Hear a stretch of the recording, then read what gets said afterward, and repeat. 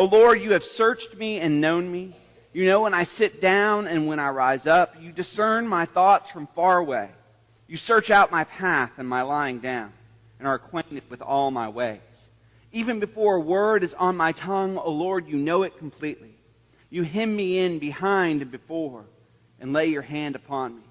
Such knowledge is too wonderful for me. It is so high that I cannot attain it. Where can I go from your spirit? Oh, where can I flee from your presence? If I ascend to heaven, you are there.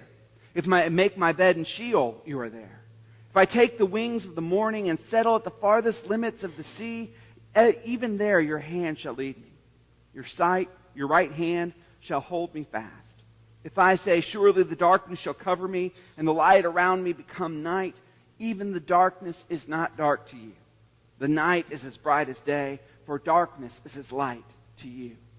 For it was you who formed my inward parts. You knit me together in my mother's womb. I praise you, for I am fearfully and wonderfully made. Wonderful are your works.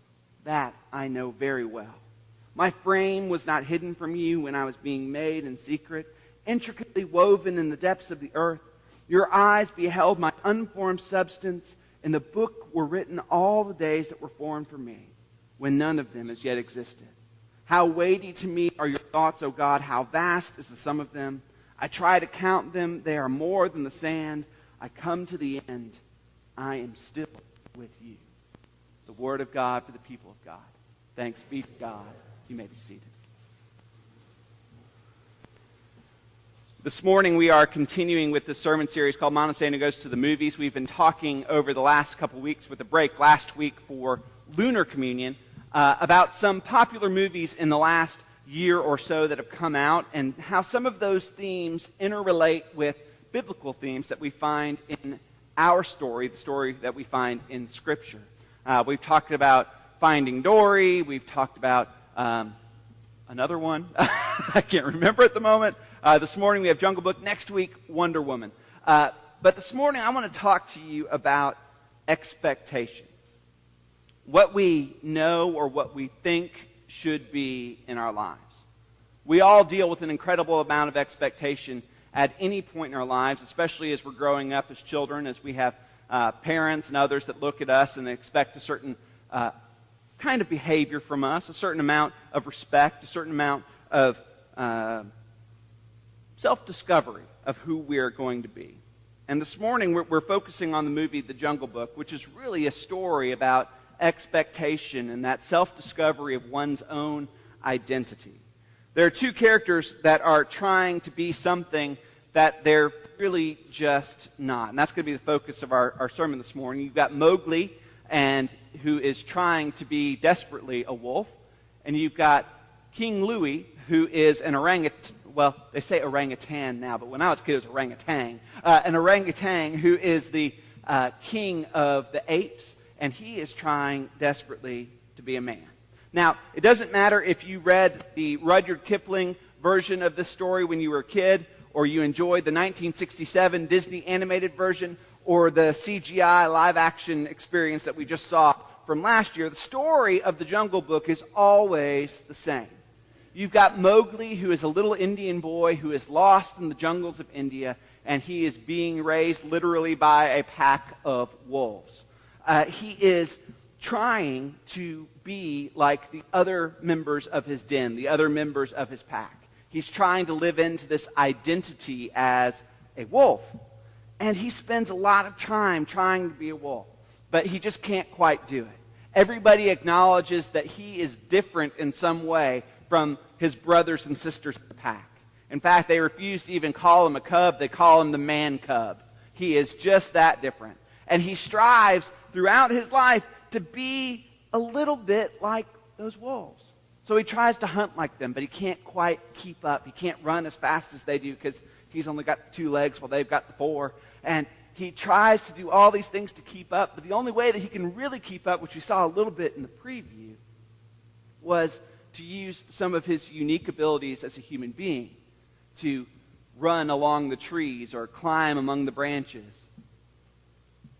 But it's hard because his wolf father really wants him to be a wolf, and he really wants to be like the others around him. This denial of self is very, very difficult. But the only way that he seems to be able to keep up is to be who he really is. You know, a lot of times when we're surrounded by people, we try to live into the expectations that they have for us.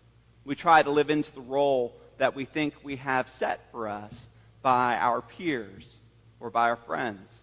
When I was a young man, I know that I desperately tried to live into the role of what I thought others wanted for me, particularly the girls that I liked. If the girl that I liked something, then I tried to be that thing.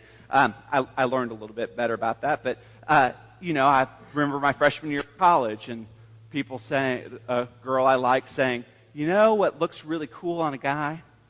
Pierced eyebrow. I'm not going to go into it, but it happened.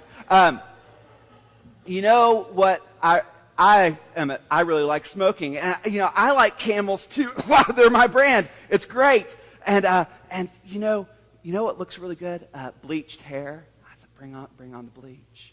I tried so hard to live into this idea, this role of what someone else wanted, that I lost a little bit of myself in the process.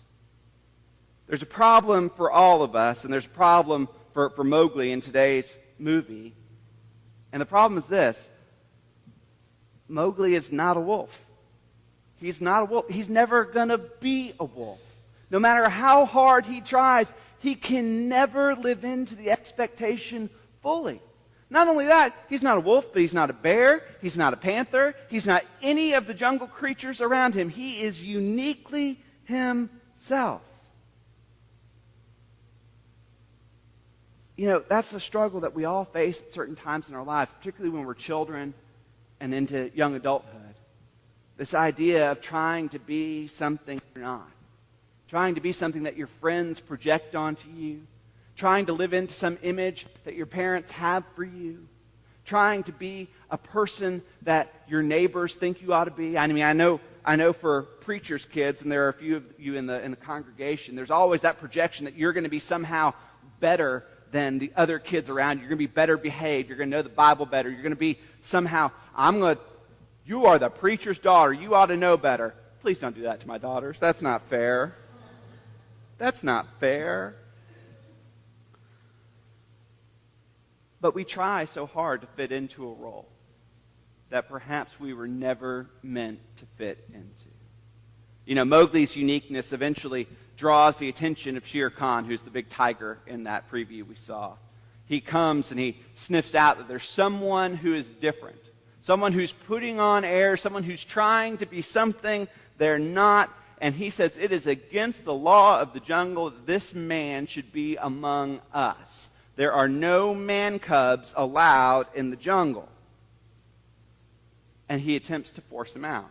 Now, you have actually seen this yourself somewhere in your life, maybe when you were a teenager or when you were around teenagers. Teenage girls are particularly good at this, where one kind of looks into the crowd and goes, one of you is not like the other, and we must destroy you. Because there is nothing meaner than a pack of teenage girls, right? And they see that, and they sniff out the weakness, and they say, oh, you must go. Same goes for Shere Khan. He forces Mowgli out of the group. He leaves the jungle to protect his adopted family. He goes on all kinds of adventures. And along the way, he encounters our second character that I want to talk about today, King Louie. Now, King Louie is the orangutan king of the jungle. If you remember the 1967 version of this, and I hope you do, because it contains the single greatest Disney song ever written, I Want to Be Like You. If you don't remember, I'm going to remind you here, because it goes, now I'm the king of swingers, oh, the jungle VIP. I've reached the top and had to stop, and that's what's bothering me. I want to be a man and stroll right into town and be just like the other men. I'm tired of monkeying around. Oh, ooby-doo, I want to be like you. I want to talk like you, walk like you too. You'll see it's true. An ape like me can learn to be human too. It's such a great song. I mean, Louie Prima at his prima prime. Oh, please, the bandit, no. That was not good. I just love that song, and I wanted to sing it. So King Louie wants to be a human being. He wants to be just like Mowgli is. And he realizes that he's reached the absolute top of his power as a great ape. That's as far as he can go. And he believes that if he can claim the power of the red flower or fire, as we human beings know it, then he will be able to be just like a human being. He wants to be a man. And he thinks that Mowgli can teach him how to make the fire. Now, there's two problems. First is that Mowgli doesn't know how to make fire. Second problem is that Louie is an orangutan. And he's always going to be an orangutan. He can't be a man. Here we have two characters, orangutan human. Two characters who are struggling with their identity. And it's only when Mowgli realizes his unique identity as a human being, his unique abilities that have been given only to him, that he can go back and face Shere Khan. Now the problem is Louie doesn't realize that he is unique, that he is who he is. His desire to be something else actually leads to his ultimate destruction. When he cannot accept who he is, it ends really badly for him. It's quite a journey that these characters go on. It's a journey very similar to the psalm that we have read this morning from the Old Testament. It's a very human struggle, these feelings of being known. That there's nowhere we can run or hide from who we are, from who God made us to be, from God himself. I love this passage because the writer talks about the way that God knows him so intimately. He says, you formed my inward parts. The Hebrew actually says, you formed my kidneys. Now, I imagine that those of you who have kidneys, and that's most of us in the room, don't give a whole lot of thought to your kidneys unless you've ever had a kidney stone, and then that's all you could think about. But you probably don't think about your kidneys very much. But in the ancient Near East, the kidneys were thought to be the seat of emotion. That was the place where all your emotions, anger, happiness, joy, sadness, all of that lingered somewhere just above your backside. That was where all that sat. The same way that we have long thought that the heart was the seat of love, kidneys the seat of emotion. Now it says also that you formed my frame, literally my skeleton. And in the ancient Near East, again, they had an understanding that your skeleton, your bones, were the source of your strength. Now, we in the modern world in medicine know that it's actually our muscles and ligaments that make us strong, right? But you know my strengths. You know my weaknesses. You know my unformed substance, literally the parts of me that make me me, my soul, my identity. You know all that. So you know my emotions, you know my strengths, my weaknesses. You know me as I am. He is literally saying, God, you know every single part of me. And yet, he tries to run from God. He tries to run from who God made him to be. He literally says, I can go to the heights of heaven, I can go to the depths of hell, I can go as far away from you as I can get, and still you're there, you're always around me, you know everything about me, and it's driving me nuts. Now you could say the same for Mowgli in today's story, that Mowgli is intimately known. Now, but Mowgli's a child, right? If there's a time to try on different identities, if there's a time to try and figure out who you are, it's the time when you are a child. It's like what Paul says. You know, when I was a child, I thought like a child, I acted like a child. But when I was a man, I put away childish things. For most of us in the room, we are adults. We are adults. And yet some of us are still running from who we are. We're still embracing this idea, this facade of something that someone put upon us long ago when we were children. When we were living in our parents' house. Maybe you are embracing some facade or mask that you have this expectation from your spouse that you're trying to be something you're not. But I want to remind you that you are fearfully and wonderfully made. And it's time to start embracing who you are, not running from it. One of my seminary professors reminded us once as we were struggling with who we were called to be as preachers, and everyone's trying on different identities of different preachers, and she said, God don't make ugly, be who you are. Use your voice, your talents. Don't try to be somebody else. You are uniquely gifted. The world doesn't need another image, another facade, another mask, a carbon copy of someone else that you are trying to be.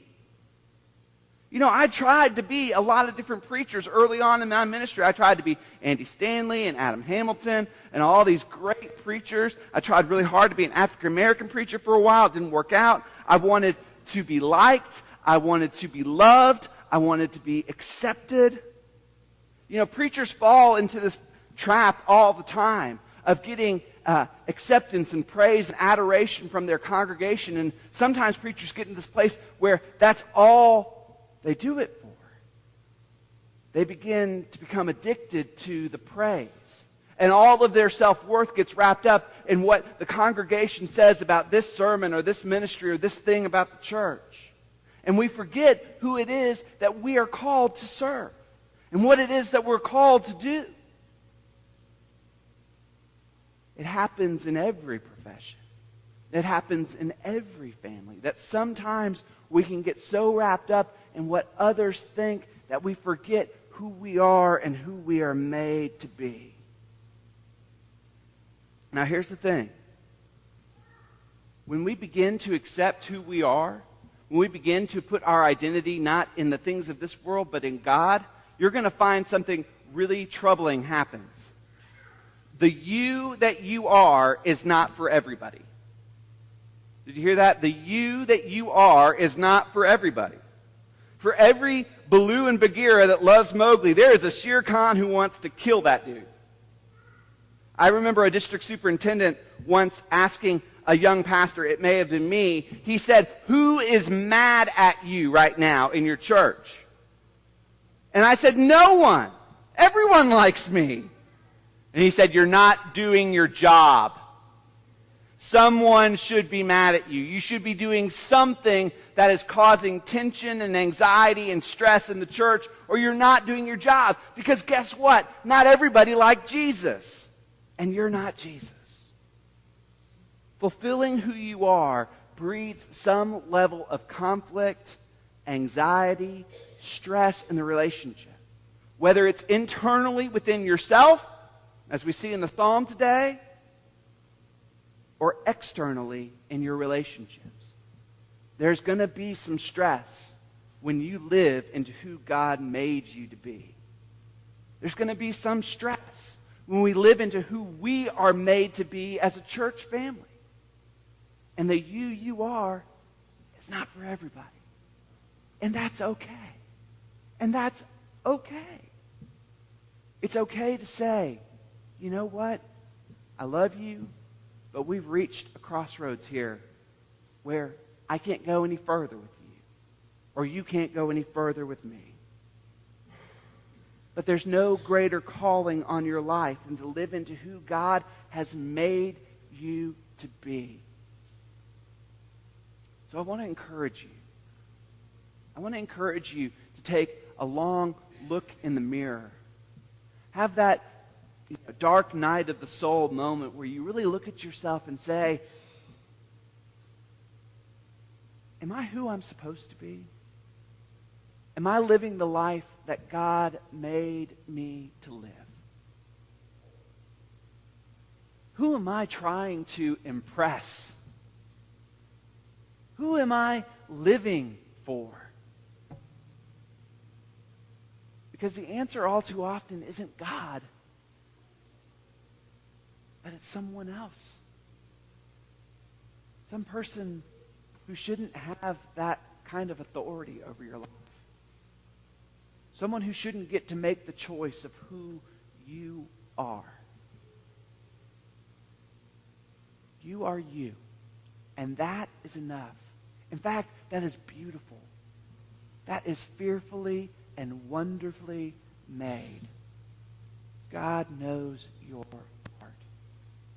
God knows your emotions. God knows your strengths. God knows the substance of you. And he made you to be that and nothing else. Let us pray.